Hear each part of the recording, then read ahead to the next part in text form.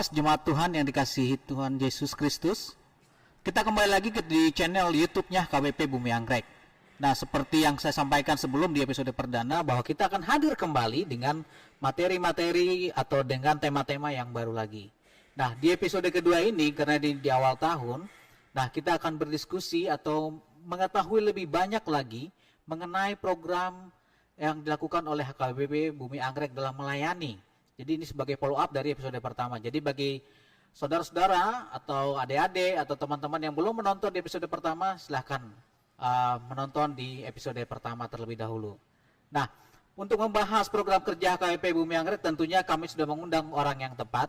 Kamu sangat memahami program yang ada di HKBP Bumi Anggrek, yaitu Amang Pendeta Merwatua Philip Simajuntak, selaku pendeta uluan dari HKBP Bumi Anggrek. Nah, kita akan berbincang-bincang mengenai apa sih programnya di tahun 2021, karena di tahun 2021 seperti yang kita ketahui cukup banyak tantangan yang masih kita hadapi di situasi pandemi saat ini.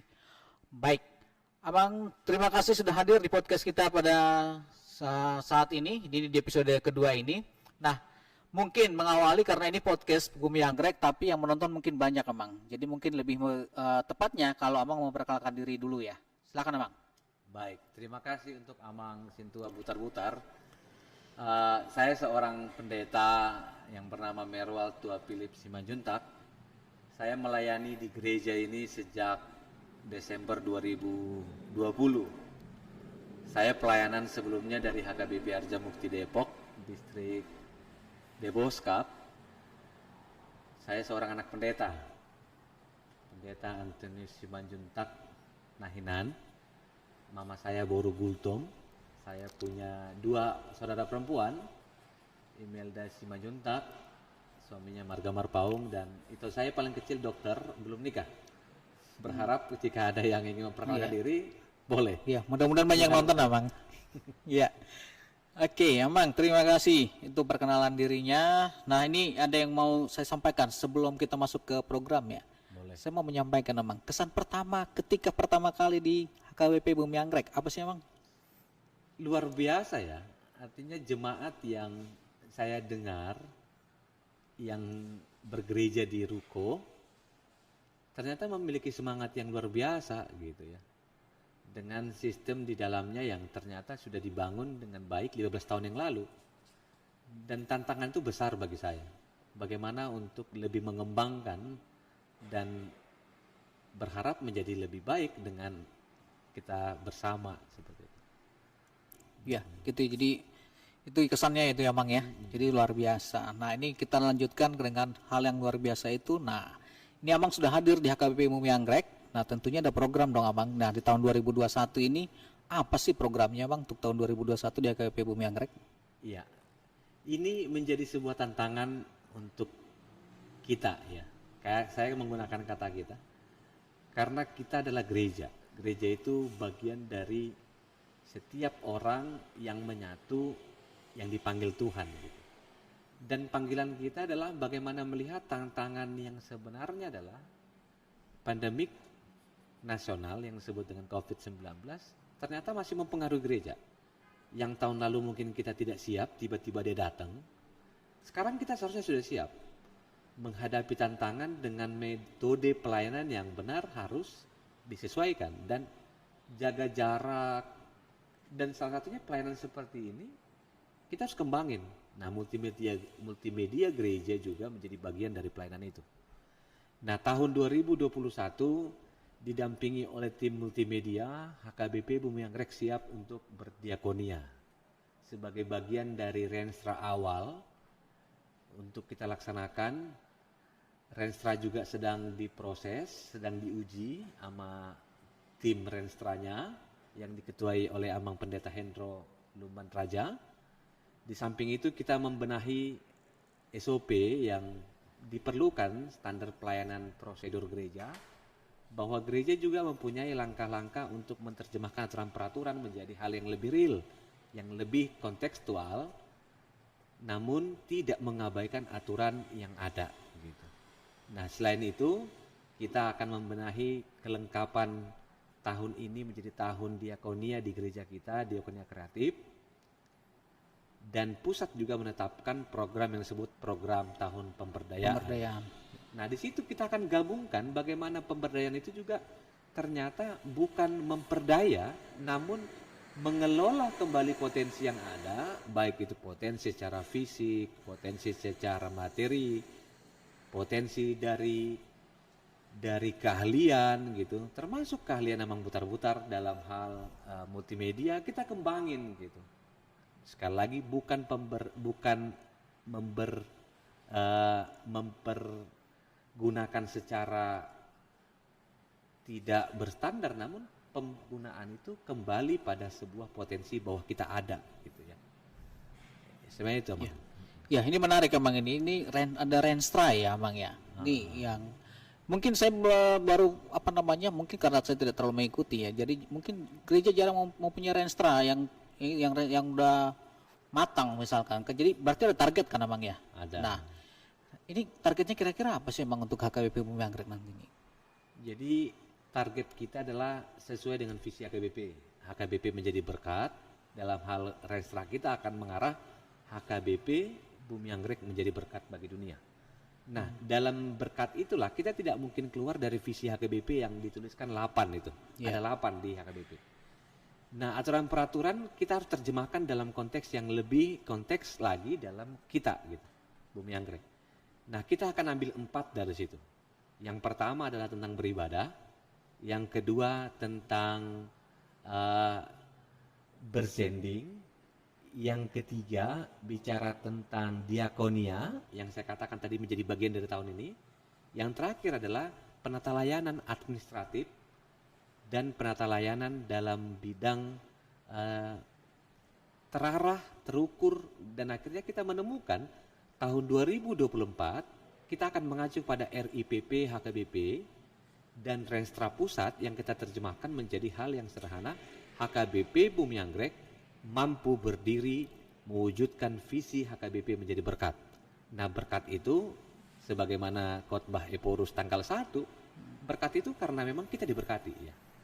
Dan saya mengingat kalau bisa menambahkan, saya tertarik dengan seorang teolog yang bernama Jürgen Moltmann gitu, yang menggemingkan tentang teologi of hope gitu ya, bahwa pengharapan kita karena Allah di depan. Jadi Allah telah mempersiapkan segala sesuatunya untuk perjalanan HKBP Bumi Anggrek, mempersiapkan masa depan kita, dan Allah menarik kita gitu. Sebagaimana Allah menarik atau menjadi eksodus bagi orang Israel ketika orang Israel keluar dari Mesir gitu. Nah, seperti itu juga perjalanan Bumi Anggrek dalam keyakinan dan iman kita. Allah sudah di depan dan mempersiapkan itu, dan kita maukah menjadi bagian dari HKBP yang menjadi berkat? Disinilah tantangan kita, dan kita telah memulai tahun ini menjadi coba berdiakonia dalam konteks pandemik, namun tetap mengandalkan standar aturan gereja bahwa firmanlah yang menggerakkan itu. Ya, ini luar biasa nih programnya ini. Tadi dari Renstra kita nih saya menggarisbawahi sedikit mengenai mungkin berdiakonia ya. Mungkin ini karena saat ini situasi pandemi, ini diakonia ini sebenarnya perlu banget aktif ya Bang ya. Sebenarnya apa sih yang sudah disiapkan nih diakonia kita di Gereja KPP Bumi Anggrek? Iya, ya belum banyak Bang. Pengalaman sejak di September kita coba berdiakonia dalam hal internal. Diakonia kita yang lakukan, yang sudah kita lakukan adalah di bulan September dimulai dari perkunjungan. Saya pikir perkunjungan melihat dampak pandemik, mereka makan atau tidak, bagaimana anak sekolah, itu bagian dari diakonia. Diakonia yang kedua yang telah kita lakukan adalah bahwa gereja memberikan bantuan sembako kepada orang-orang yang terkena COVID ya. Di sini kita membentuk sebuah kerjasama. Kita nggak bentuk surat keputusan, namun kita bentuk koordinasi yang saya pikir Sintua atau Parhalado atau non Parhalado dari HKBP Bumi Anggrek ini luar biasa ya. Mereka bekerja sama, 4 orang mewakili 7 wilayah, dan 4 orang inilah merangkul dana, merangkul keluh kesah, dan bersinergi untuk membagikan informasi-informasi tentang siapa saja yang terkena. Sampai hari ini sudah 11 orang yang terkena COVID di gereja kita, yang terdata ya. Dan puji Tuhan, sudah 5 orang yang sembuh gitu, dan 2 lagi tinggal sudah lebih pulih, siap untuk swab. Yang 3 lagi dalam proses, dan saya yakin dan kita percaya doa kita adalah untuk kesembuhan dan kesatuan kita. Diakonia yang terakhir yang boleh kita adakan adalah kita bekerja sama dengan warga sekitar. Kita memberikan parsel Natal ya untuk warga, tokoh-tokoh masyarakat, termasuk orang-orang yang begitu dekat dengan kita. Nah, di sini kita berdiakonia internal dan eksternal, dan harapan di tahun ini adalah ada sebuah program baru yang sedang kita canangkan sesuai rapat Huria yang disebut dengan Tim Hope, Tim Harapan. Tim Hope ini adalah tim yang mencari, menggalang dana dan memberikan dana kepada anak asuh.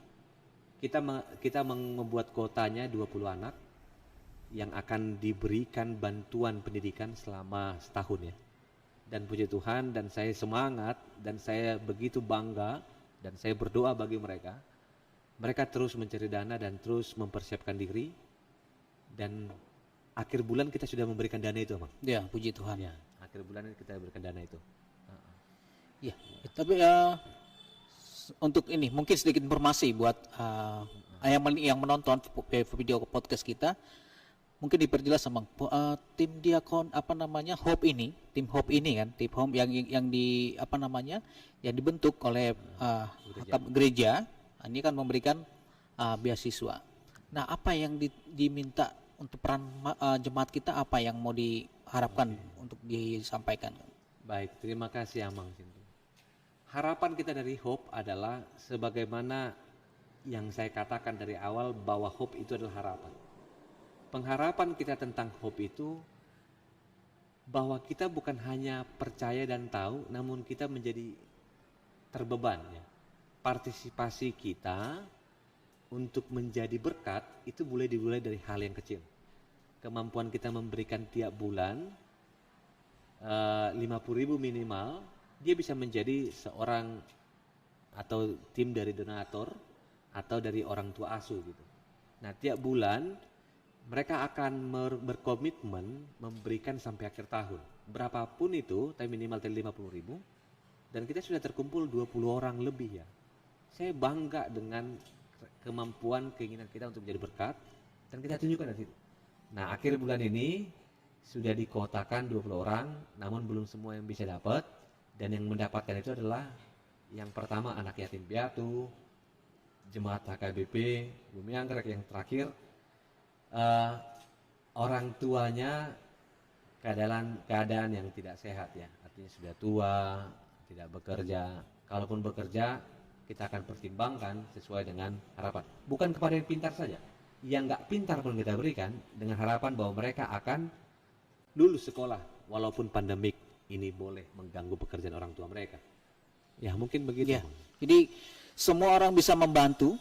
Bisa jadi hanya 50.000, jadi nggak nunggu kita punya uang banyak, kita bisa membantu sesama sebenarnya. Ini yang mungkin disampaikan ya Bang ya. Jadi ini suatu hal yang luar biasa yang bisa kita gunakan untuk membantu. Ini melalui tim Hope. Jadi mudah-mudahan nanti juga programnya bisa berkembang terus ya Bang ya. Mungkin sekarang targetnya 20 ya Bang ya. Mungkin lebih banyak lagi. Ingat tadi bukan hanya yang pintar. Ya memang semua anak pintar ya. Mungkin belum menemukan kepintarannya di mana. Nah, itu semuanya memiliki kesempatan seperti yang disampaikan dengan syarat yang disampaikan Bang Pendeta tadi. Ada program lain Bang selain itu? Ya, sebelum saya melanjutkan, tim Hope tadi, jika ada yang ingin membantu terbeban dalam pelayanan itu, boleh menghubungi Inang, Nyonya Tampunan, Boru Pakpahan. Ya, mungkin nanti kita bikin hotline-nya di sini Bang ya. Nanti coba dibuat ininya ya. Ya. Yang program kedua adalah yang kita canangkan sesuai rapat Huria juga, ada yang namanya Tim Lili. Tim Lili ini tim yang dibentuk atau sebagai unit pelayanan gereja kita yang menangani mengelola iuran dana duka cita silang. Ya. Kenapa digunakan kata Lili? Sebagaimana setiap perayaan Paskah biasanya perempuan-perempuan Israel akan membawa bunga itu gitu. Sebagai bagian dari bunga yang memberikan harapan, walaupun dia hijau, dia akan menghasilkan bunga yang baik, warna putih, warna kuning, dan pada umumnya warna putih. bunganya nggak besar, namun memberikan putik yang begitu banyak, gitu ya. Memberikan kehidupan yang banyak ketika dia bertemu dengan bunga-bunga lain, gitu. Nah, dalam tim lili ini yang diketuai Amang Cilitonga, mereka menggalang dana tiap bulan dari luas 10.000 per kakak, ya. Dan akan diberikan kepada ruas yang berduka cita paket bantuan, ya, kayak batang dan sebagainya, dengan 10.000 jemaat terbantu. Dari mana dapatnya itu? Karena kesatuan jemaat yang memberikan hatinya, memberikan bantuannya, dan rutinnya itu 10.000, yang lainnya adalah bentuk keterbukaan, gitu. Dan laporan-laporan keuangan itu akan kita publis dari mading, dari laporan keuangan, dan semua dikelola dengan baik dan transparan, dan mereka siap diaudit untuk prode-prode yang ditentukan. Ya, siap diaudit, jadi terpercaya ya, yang mengelolanya melakukan setransparan mungkin. Ya, ini satu hal yang patut kita contoh. Sebenarnya kita harus transparan, sedetail mungkin pengeluaran ataupun yang penerima itu harus disampaikan kepada jemaat semuanya. Ini luar biasa program-program Bumi Anggrek ini di masa pandemi, programnya cukup banyak menyentuh langsung ya Bang ya. Iya. Jadi kira kita. Bagaimana kalau kita berbicara pembangunan Bang? Apakah ada program pembangunan dalam waktu dekat ini atau? Ya, terima kasih Amang. Sejak saya datang tahun 2020, ada sebuah program yang sedang dirancang, namun sempat tertunda, ya. Dan saya merealisasikan program itu sebagai bagian dari keputusan rapat Parhalado yang dibawakan oleh panitia pembangunan. Dan proses yang panjang karena masalah tanah, ya, masalah izin, akhirnya Tuhan membuka jalan, kita diberi kesempatan untuk mengurus itu. Kita sudah membangun rumah dinas pendeta AKBP Bumi Anggrek, dan kita mendapatkan IMB-nya, gitu ya. Ini yang harus disyukuri, gitu. Proses yang lama untuk mengeluarkan IMB ternyata dengan cara yang sukar itu, akhirnya kita menemukan di detik-detik terakhir, gitu. Dan pembangunan itu sudah dimulai dari bulan Desember, ya. Di bulan Desember kita juga begitu senang karena dihadiri oleh orang-orang yang memang kita hargai, baik kepala desa yang akhirnya mengutus wakil desa karena memang beliau lagi berduka cita, ya, dari Babinsa, Bimaspol, tokoh masyarakat, RT RW, mereka datang, gitu. Bahkan Karang Taruna pun datang. Harapan ini menjadi harapan bahwa kita berelasi, kita adalah bagian dari masyarakat dan mereka adalah bagian dari kita. Nah, harapan kita pembangunan akan selesai di bulan 3 dan akan coba kita gunakan menjadi bagian dari tempat yang sudah disiapkan di mana gereja berdoa di rumah pendeta, ya. Dan pembangunan selanjutnya kita akan coba memikirkan bangunan yang lebih besar. Untuk merangkul orang-orang sekitar, kita membuat klinik nantinya. Kita juga akan membuat aula, di mana aula itu berfungsi untuk, ya, bisa jadi rumah nikah atau tempat pernikahan atau rumah duka, gitu juga. Dan itu bisa dipakai oleh masyarakat. Mereka akan mendapatkan mungkin potongan harga yang seharusnya tidak sebesar yang didapat di luar, gitu ya. Itu berdiakonia kita juga. Yang terakhir, setiap orang akan melihat bahwa itu rumah kita, rumah bersama, gitu.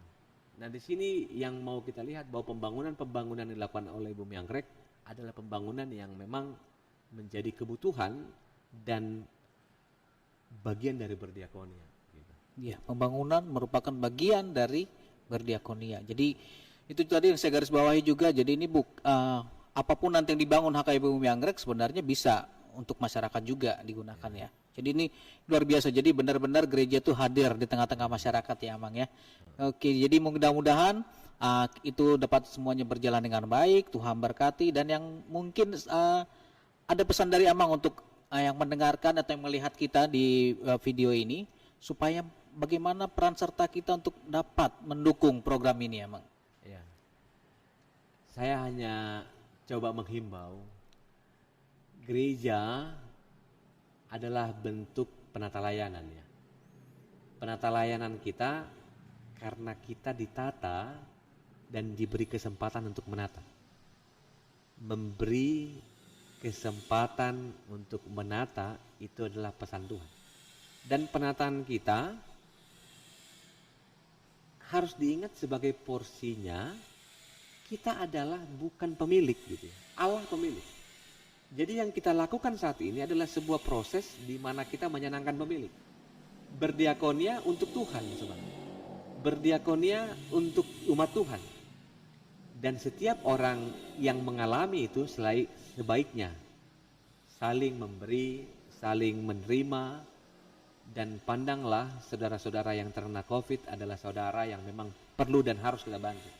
Hari ini saya begitu bangga, Mang. Tadi ada yang telepon saya, Amang, puji Tuhan, saya sudah sembuh ya. Amang Sihite ya, Boro Hombing. Iya. Amang, saya sudah sembuh. Dan hasil swab saya tanggal 20 sudah negatif. Istri negatif, anak juga negatif. Saya begitu bangga. Berharap semua orang akan menyampaikan itu kepada saya. Dan kita semua akan bercerita bahwa Tuhan begitu baik, menolong, merawat, dan mendengarkan doa kita. Dan diakonia yang terakhir, mulailah dengan berdoa, sebagaimana kebutuhan kita adalah berbicara kepada Tuhan, berbagi cerita, berbagi segalanya adalah bagian dari kehidupan ini. Mungkin itu, Amang. Ya, amin, luar biasa ya. Jadi itu yang mau disampaikan Amang Pendeta. Jadi mudah-mudahan kita juga berharap semua jemaat saling mendukung, saling bergandengan tangan dengan penuh kasih. Kalau Amang di episode sebelumnya, Amang Pendeta Nixon juga katakan jangan lupa kasih itu untuk semua program itu intinya adalah dikasih. Baik, terakhir Amang mungkin harapan untuk tim podcast kita apa, Amang? Ya, tim podcast kita adalah tim yang teruji ya. Saya sudah menguji dari tahun lalu nih. Ketika kita bentuk multimedia untuk menjembatani ibadah-ibadah yang tidak mampu dilakukan di gereja, dan akhirnya kita sebarkan melalui kebaktian minggu yang sudah tiap minggu kita pakai live streaming. Harapan saya adalah tetap maju, jangan takut, bahwa kebutuhan semua ini adalah kebutuhan yang difasilitasi oleh setiap orang-orang yang memang terbeban dalam pelayanan ini. Dan pelayanan multimedia bukan pelayanan yang baru. Zaman ini adalah zaman multimedia. Keterlambatan kita menggunakan media adalah keterlambatan kita dalam pelayanan yang berkembang. Karena itu tetap semangat, jalan komunikasi, dan persiapkan segala sesuatunya, subscriber kita akan naik. Amin, amin. Dan harapan saya subscriber di tahun ini kita mencapai 2 juta ya. Amin, amin, Amang. Karena kita akan buat konten-konten yang lebih seru ya, Amang ya. Tolong dipersiapkan, bahkan difasilitasi saja. Bukan hanya podcast secara reguler tokoh-tokoh gereja, namun coba difasilitasi podcast pemuda remaja, diperbanyak saja supaya setiap kalangan juga terpacu, sebagaimana Amang Putar-Putar ini seorang profesional sebenarnya.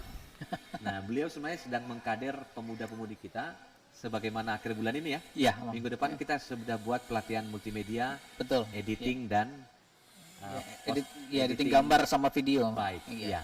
Tetap semangat, Tuhan beserta kita, teologi hope, Allah di depan. Terima kasih Amang, amin.